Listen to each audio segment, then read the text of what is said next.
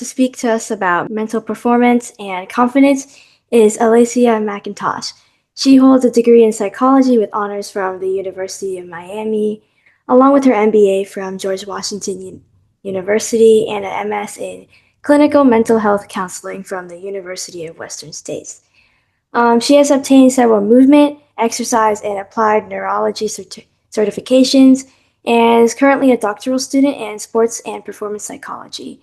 She lives in Northern Virginia as the current mother of 4 sports and music playing children. We're so excited to have you on here today on Unbreakable Athlete X, talking about mental performance and confidence. Welcome. Thank you. Thanks for having me, Kylie. I'm happy to be How are you doing today? doing well, doing well. I'm a big tennis fan, and the US Open is going on right now. So I'm watching some good tennis today and just enjoying a day off with my family. Let's start with this. Many teenage athletes face setbacks like injuries, being benched, or losing a big game. What's the best way to process those experiences in a healthy way? Yeah, definitely. So it's kind of nice when you have challenging experiences to first take some time to just debrief about what happened. If it's something like that's out of your control, like an injury, sometimes it's just helpful to process those emotions. So just giving yourself the space and time to do that. If it's something like getting benched, you know, not getting the playing time that you want, maybe taking that as an opportunity to sort of reframe or adjust and modify your goals and think about ways that you can still continue to grow as a person and as an athlete despite the setbacks. As like a parent or a coach, how can they support an athlete's like mental well-being without adding pressure um, after like being benched, or maybe if they're still they had a good game, how can they build a athlete up? Yeah, great question. So thinking about maybe adopting more of like a mastery approach and how you offer praise and support. So focusing on growth as a process instead of being very outcome oriented. So just, we want to think about the player over the long term instead of just like short term outcomes like winning and losing. Talking about things that are related to non-sport and just not making sure that everything's not just about the sport that they play or their performance and how they did in any given competition.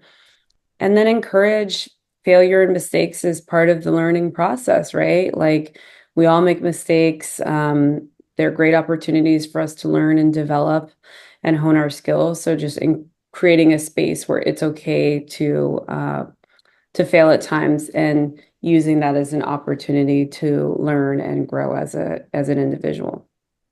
Right. So we just went over how parents and coaches can better support an athlete, but what can you do as an athlete after making mistakes or losing to build yourself back up? Yeah. So some of it, I think I said a minute ago when I talked about sort of maybe reframing or modifying your goals. Other things that you can do is think about the controllables.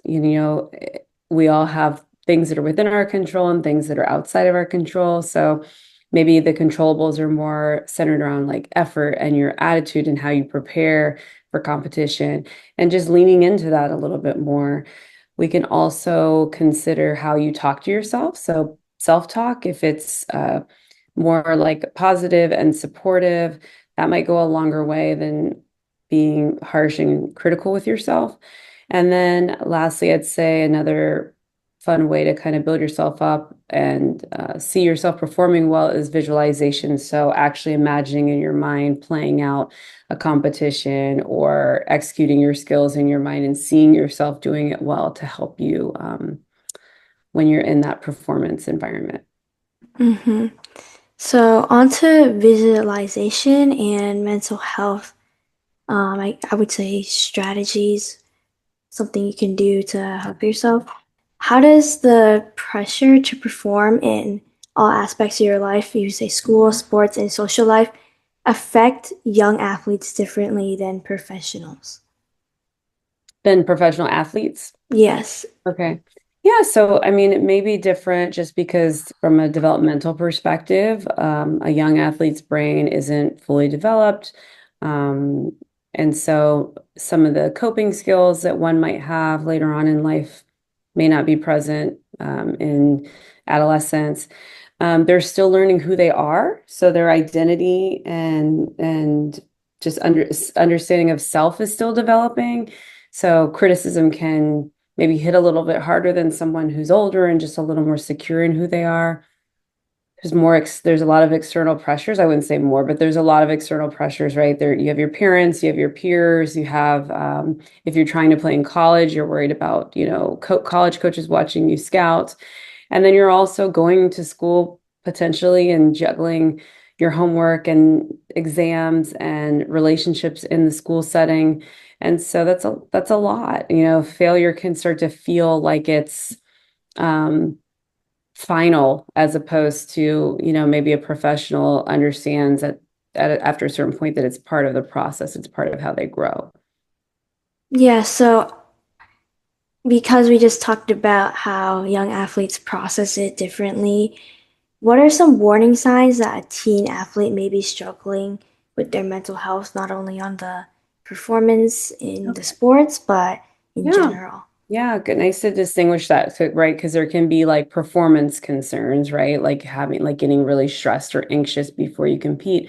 And that can be different from actually maybe dealing with a mental health concern like depression, like generalized anxiety. And so, maybe some warning signs that there's something more clinical going on where, they might need to seek professional help for that is withdrawing from relationships, maybe not being interested in the same things that you were, so not having the same level of interest in like hanging out with friends or doing things that you used to enjoy doing, not feeling motivated, any changes in sleeping patterns, eating patterns, experiencing irritability, experiencing mood swings, and then feeling hopeless, feeling like,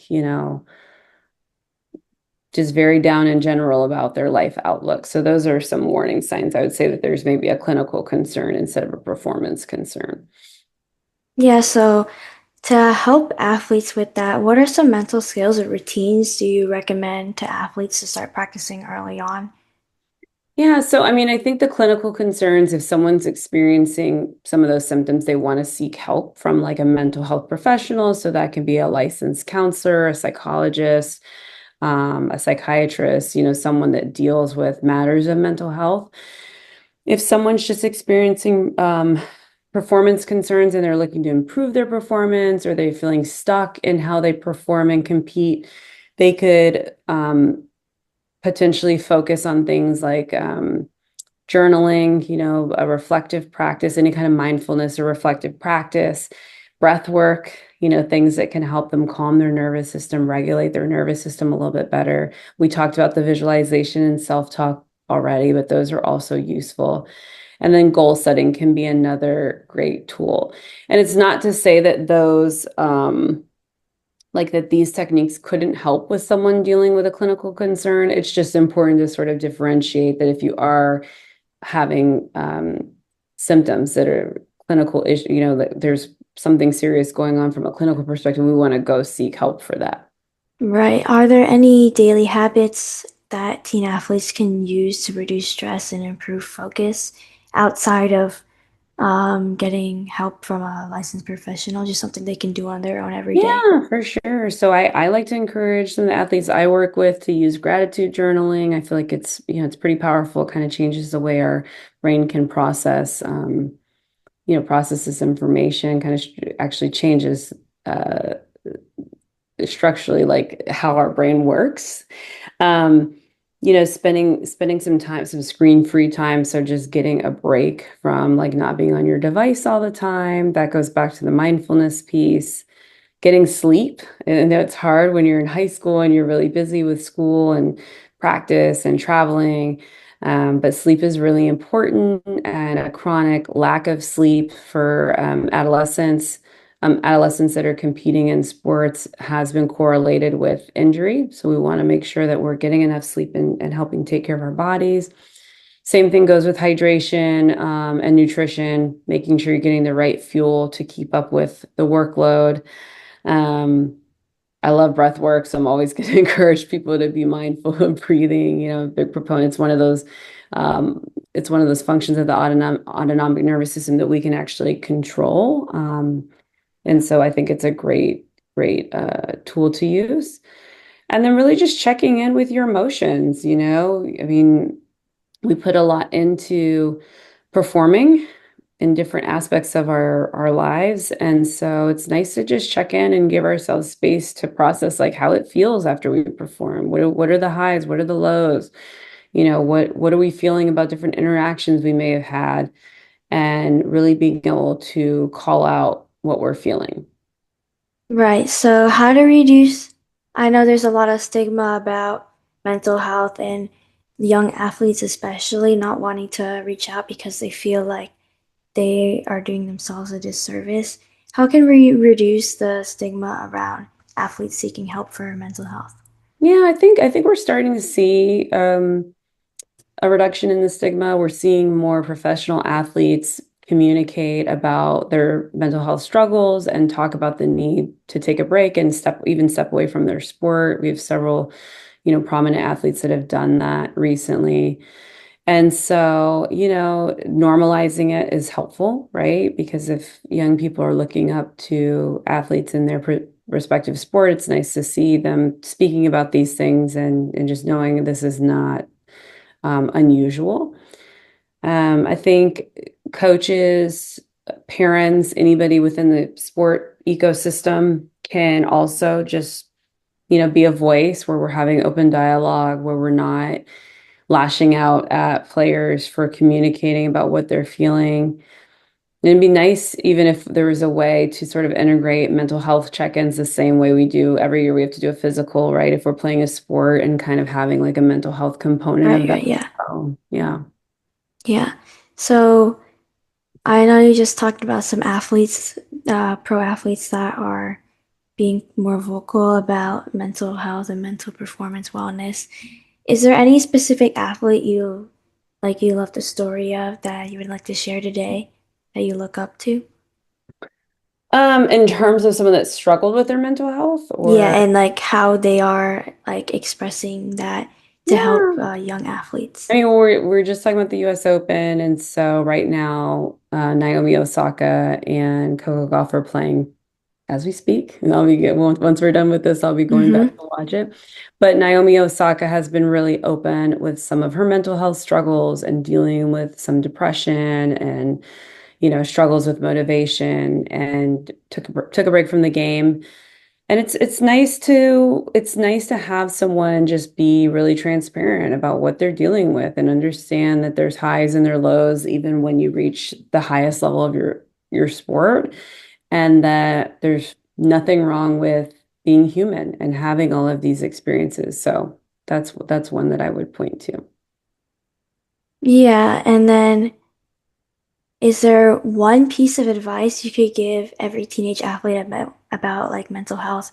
What would it be? Or multiple? It could be more than one piece of advice. Yeah, that's a great question. I like to encourage the athletes that I work with to really adopt a growth mindset for all aspects of their life. I often encounter young athletes that are really afraid of failing, really worried about the outcomes of a competition or a tournament or something like that. And it's really just important to remember, like, this is one dot on a long, like a long journey. And so we want to think about our value as a person, not being connected to like the outcome of a match or the outcome of a tournament, but just being part of, you know, being an experience that we have in this long journey of life, and that we're more than just any given performance on any given day. So kind of just taking that growth mindset approach, understanding it's a process, and trying to learn and develop as we go along. Right. So, on the topic of growth mindset, what's one of the important things about growth mindset do you think is most beneficial for youth athletes? I think it allows for a perspective that creates the room to not be so outcome oriented, which, there are different goal orientations that people can have, right? People can be really focused on how they're performing relative to others around them, or they can be more focused on just becoming the best version of themselves that they can be. And I just like to encourage the athletes that I work with to focus on that more like mastery approach, where you're just trying to get better, a little bit better every day, a little bit better every week, as opposed to constantly comparing yourself to your peers and then deciding like with a measuring stick on, are you good compared to so and so. Right. So I know you were an athlete a couple like more than a couple years ago. More than a What couple of is years yeah, is more right. than a couple of years. So what is like one or what helped you the most on your journey? Was it like a certain skill set for your confidence, or maybe it was a person you leaned on? Yeah. Oh, we're going back a long time. I think that I think that I know my parents tried to encourage me to think positively about myself. So try to consider like my self-talk and the way I interacted with myself. I think there were times where I'd have like a really big chip on my shoulder and be really hard on myself. And I know that they tried to encourage me to, think about my like the way I speak to myself, the things that I say, understand that the words have weight and they matter. And so that's something that I still think about today. That's something that like really helped you on your Yeah, it's journey as an still athlete. helping me today. So be for any athlete, what is like one thing if they do one thing like to increase their confidence and their performance, what would it be? Oh, that's tough. I think, that's going to be maybe specific to the athlete, right? In terms of how to increase their confidence. Another thing that I talk to athletes a lot about is kind of trusting in their preparation. So as confidence can be more like a feeling that you have in a moment. And I like to remind athletes like you've prepared for this. You've rehearsed it so hundreds of times in practice, right? So like trust that your training, so to speak, instead of focusing so much on the feeling that you have in the moment of competing. All right. Well, thank you so much for coming on Unbreakable Athlete X today. We really appreciate your time. Thank you so Thanks for much. having me, Kylie. Yeah.